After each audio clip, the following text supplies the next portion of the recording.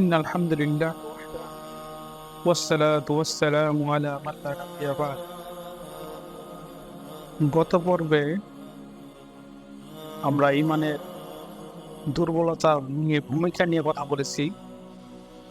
আজকের পর্বে ঈমানের দুর্বলতার বহিঃপ্রকাশ কিভাবে ঘটে এর 5টি কারণ নিয়ে ইনশাআল্লাহ আলোচনা করব। দুর্বল ঈমানের বহিঃপ্রকাশ বিভিন্নভাবে করতে পারে। একটা কারণ আমরা বলতে পারি পাপাচারে নিমজ্জিত হওয়া এবং হারাম কাজ করা। অনেক পাপিষ্ঠ ব্যক্তি পাপ করে এর উপর অটল থাকে, কেউ কেউ আবার নানান ধরনের পাপ কাজ করে থাকে। বেশি বেশি পাপে নিমজ্জিত হলে তা অভ্যাসে পরিণত হয়ে যায়। ক্রমান্বয়ে এমন অনুভূতি গড়ে উঠে যে পাপ কাজ করতে ভালো লাগে। যেমন হাদিসে এসেছে, রাসূল সাল্লাল্লাহু আলাইহি ওয়াসাল্লাম বলেছেন, আমার সমস্ত উম্মতকে ক্ষমা করা হবে একমাত্র প্রকাশকারী ব্যতীত। প্রকাশকারী হলো সেই ব্যক্তি যে রাত্রে পাপ করার পরে আল্লাহ তা গোপন রেখেছেন, কিন্তু সকালে সে বলে, হে অমুক, আমি আজ রাতে এমন এমন কাজ করেছি, অথচ সে এমন অবস্থায় রাত অতিবাহিত করলো যে তার রব তার কর্ম গোপন রেখেছিল, আর সে ধরে উঠে তা উপর আল্লাহ পর্দা খুলে ফেলল। 2 নম্বর কারণ, অন্তরকে কঠিনতা অনুভব করা। অন্তরে কঠিনতা অনুভব করা। মানুষ তার অন্তরের কঠিনতা অনুভব করে, মনে হয় যেন তার একটি কঠিন পাথরে রূপান্তরিত হয়েছে, কোনো কিছুই এর উপর ক্রিয়া করে না।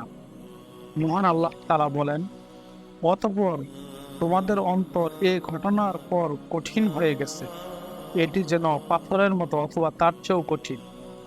যার অন্তর কঠিন হয়ে যায় তাকে মৃত কথা স্মরণ করায় উপদেশ দিলেও বা কোনো মৃত্যুর ঘটনায়, এমনকি জানাজা দেখলেও সে প্রভাবিত হয় না।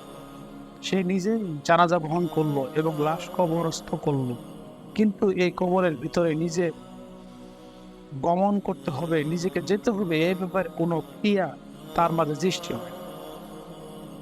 3 নম্বর কারণ, ভালোভাবে ইবাদত না করা। যেমন নামাজ, কোরআন তেলাওয়াত, দোয়া সময় একাগ্রতা একনিষ্ঠ না থাকা, দোয়া করার সময় এর অর্থের দিকে খেয়াল না করা, মনে হয় যেন এমনিতে তা মুখে আউড়িয়ে যাও, যদিও সে এই দোয়া নির্দিষ্ট সময়ে মাসনুন তরিকা পাঠ করে থাকে। আল্লাহ তাআলা গাফেল ও উদাসীনের ব্যক্তির দোয়া কবুল করে না। 4 নম্বর যে ঈমানের দুর্বলতা, অনুগত্য এবং ইবাদতে শৈথিল্যতা ও অলসতা প্রদর্শন করা। সঠিক সময় ইবাদত করে না, আর যদি ইবাদত করে তবে তাতে প্রাণ থাকে না। মহান আল্লাহ তাআলা মুনাফিকদের সম্পর্কে বলেন, বস্তুত তারা যখন নামাজে দাঁড়ায় তখন দাঁড়ায় একান্ত শৈথিল্যভাবে। ইবাদতের সময় পার হয়ে গেলে এর জন্য তাদের মনে কোনো কষ্ট অনুভব হয় না। হজ আদায় করে না, জামাতে নামাজ আদায় করে না, উপরন্তু জুম্মার নামাজেও দেরি করে।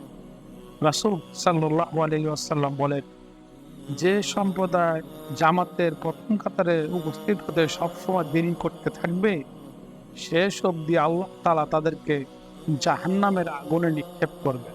নাউজুবিল্লাহ।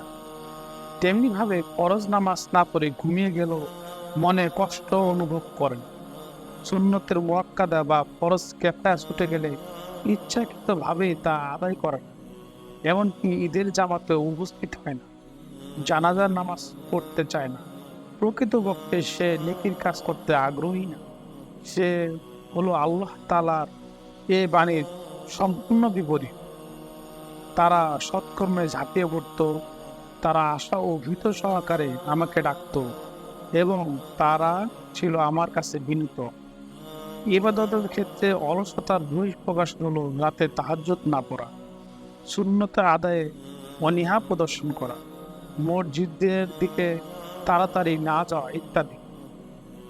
5 নম্বর যে কারণটি হলো ইমানের দুর্বলতা, বহিঃপ্রকাশ, মেজাজে ভারসাম্যহীনতা এবং বক্ষের অপ্রশস্ততা মনে হয়। যেমন তার বুকের উপর পাথর চেপে আছে, সামান্যতেই উত্তেজিত হয়ে পড়ে, কারো সাথে সম্পর্ক বজায় রাখে না। অথচ রাসূল সাল্লাল্লাহু আলাইহি ওয়াসাল্লাম ইমানের কথা এভাবে বলেছেন, ধৈর্য ধারণ করা এবং ক্ষমা করাই হলো ঈমান। আসসালামু আলাইকুম।